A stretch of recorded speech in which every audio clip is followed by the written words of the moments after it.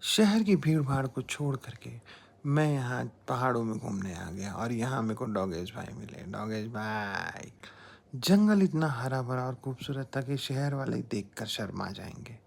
पहाड़ों में मौसम बहुत अच्छा था, हल्की-हल्की बारिश भी हो रही थी और मैं हीरो बन के बिना छाता लिए घूम रहा था। रास्ते पे चलते-चलते मेरे को पता चला कि यहाँ पर भी अजय देवगन के फैन उन्होंने पूरी छत ही जुबा केसरी कर दी थी। जुबा केसरी का जादू इतना था कि आसपास की छतें और सड़कें भी नहीं छूटी थीं। सड़कों पर भी बीच-बीच में लोगों ने जुबा केसरी कर लिया था।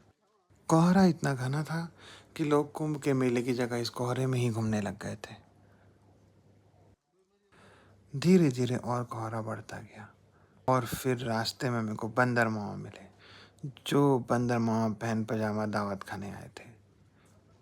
मैंने बंदर मामा जी को दूर से प्रणाम किया और वैसे भी वो हमारे पूर्वज हैं, तो प्रणाम करना तो बनता है।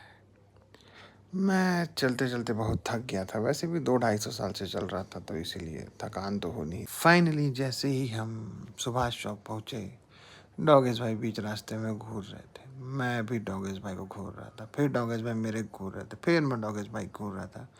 फाइनली डॉगेश भाई हार मान करके अपना मुँह छुपा लिए। डॉगेश भाई, मेरे दोस्तों के पाप का घड़ा कितना भर गया है ये पता करने के लिए मैं भगवान जी के पास आया था। यहाँ आते-आते मैंने देखा इतनी अच्छी सीढ़ियाँ थी, जिसको चढ़ना है वो यहाँ से चढ़े और बगल में फिसल पट्टी है वो वहाँ से उतर भी सकता है। इतना बढ़िया इंतज़ाम था। चर्च में इतनी हरियाली थी कि हरा-भरा कबाब याद आने लग गया मेरे को। चर्च जाने के रास्ते में लिखा हुआ था कि फूल ना तोड़ें। हाँ, फूल तोड़ के करना भी क्या। फिर मैं चर्च पहुँचा। चर्च बहुत ही सुंदर था। चर्च में थोड़ा-सा टाइम बिताने के बाद और मेरे दोस्तों के पापों का घड़ा कितना भरा है, ये पूछने के बाद मैं चर्च से निकल गया। बारिश अभी भी हो रही थी और मैं हीरो बन के घूम रहा था। वापसी में आते-आते मैंने एक अजीब-सा फूल देखा।